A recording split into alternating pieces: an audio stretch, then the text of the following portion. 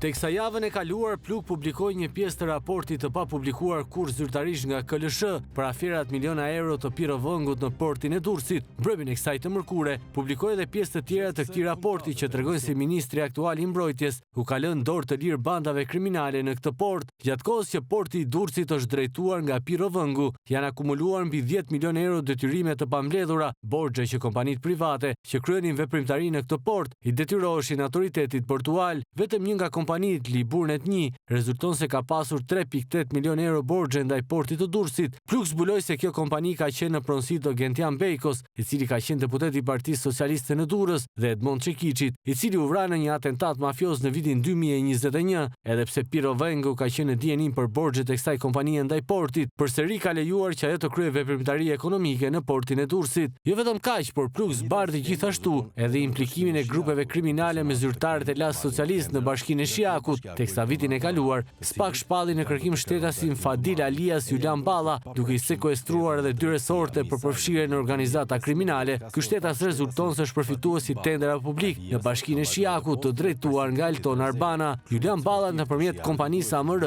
ka fituar disa tendera në Shiak për menaxhimin e mbetjeve urbane, duke nisur nga viti 2017 deri më sot. Por të dhënat e Pluk tregojnë gjithashtu se teksa Arbana kryente tendera për pastrimin e qytetit, njëkohësisht ka lidhur edhe kontrat me landfillin e Sharrës për depozitimin e mbetjeve në këtë landfill. Pluk publikoi dokumente ekskluzive që tregojnë se teksa Elton Arbana hapte tendera për pastrimin e qytetit, lidhte në mënyrë të palishme kontrat me kompaninë e inceneratorit të Sharrës në Tiranë. Madje kontrata e lidhur mes Bashkisë Shiak dhe kompanisë Integrated Energy është bërë pa pasur fonde buxhetore, ndërsa janë përdorur fonde të kontingjencës. Dokumentet tregojnë gjithashtu se mjetet e Bashkisë Shiak depozitonin mbetjen në Sharr pa pasur madje edhe marrëveshje, pra pa marrë miratimin e Këshillit Bashkiak. Me anë të disa shkresave, kompania Integrated Energy vinte në dieni Elton Arbanën se s'mund të dërgonte mbetjen në Sharr, pa pasur gjithashtu dhe miratimin e ministrisë të drejtuar nga Belinda Balluku në cilësinë e autoritetit kontraktor. Të dhënat tregojnë se Elton Arbana ka depozituar mbetjet e Shiakut në Sharr për 2 vjet, ndërsa për këtë veprim bashkia nuk ka shlyer detyrimet, duke akumuluar një borxh të madh. Por edhe pse kishte një marrëveshje 5 vjeçare me inceneratorin e Tiranës, në vitin 2022,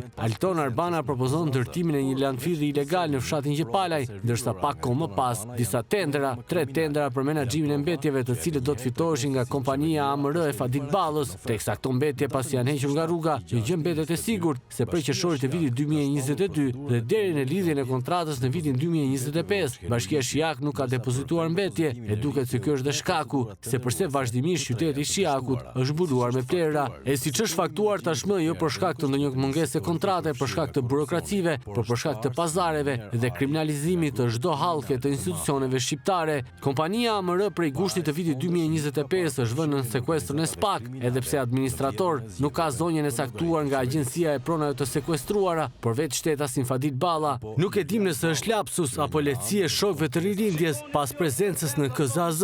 Këto pamje janë publikuar nga Elton Arbana ditën e përfundimit të numërimit të votave në maj 2025. Shikoni si është prezenca sot në Shiak. Jam prezent. Për shoku, Clevio Serbiano, prezenca attentati si Laki Luciano, se po vjeni nati. Patishin po bratin, po tishte oqean peshkatin. Për post këngës së vendosur në sfond, e cila kurse si nuk mund të përdoren nga një shërbëtor publik, ku teksti i këngës e krahason veten me mafiozin Luco Luciano, edhe me këtë Elton Arbana duket se bën të njëjtin krahasim, duke treguar prezencën e çunave brenda KZAZ-s, që sipas tij janë fitore në rilindjes. Një ndër çunat e prezantuar nga Arbana brenda KZAZ-s është edhe Fadil Balla, alias Julian Balla, së bashku me shoqëruesit e tij. Brenda KZAZ, që sipas tij